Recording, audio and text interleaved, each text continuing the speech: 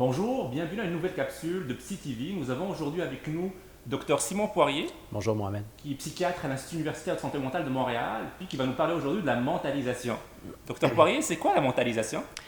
La mentalisation, en fait, c'est un type de psychothérapie qui s'adresse principalement aux gens qui souffrent d'un trouble de la personnalité limite.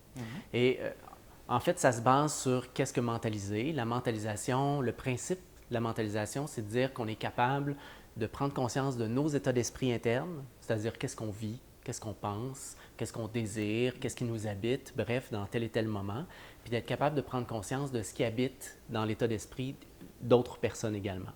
Ça a l'air assez simple, c'est quelque chose qu'on fait tous les jours, mais un peu l'hypothèse de base, c'est que les gens qui souffrent d'un trouble de personnalité limite, lorsque l'émotion monte, ont tendance à perdre cette capacité-là. C'est-à-dire qu'ils en viennent à mal se comprendre, mal comprendre leurs états d'esprit et mésinterpréter l'état d'esprit d'autrui. Donc, le but de la psychothérapie, c'est de prendre le temps de réfléchir, de prendre une attitude plus réflexive, puis d'être capable de perdre moins fréquemment cette capacité-là à mentaliser.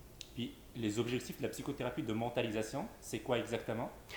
Il y en a plusieurs. Étant donné que ça s'adresse aux gens qui souffrent d'un trouble de la personnalité limite, le but, c'est de mieux gérer les émotions, de moins tomber dans des comportements qui sont dommageables, qui sont impulsifs, de moins tomber dans des périodes d'instabilité au niveau émotif, au niveau des relations, etc.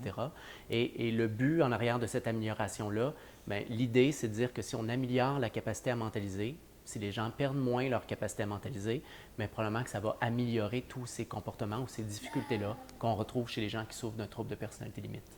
Puis à qui s'adresse la mentalisation?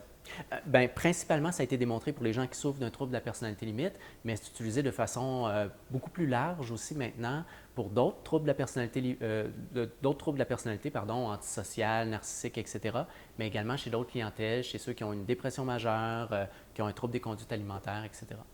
Merci beaucoup, Dr Poirier, pour ces précieuses informations. Ça fait plaisir. Puis je vous donne rendez-vous à une prochaine capsule. Au revoir! Au revoir.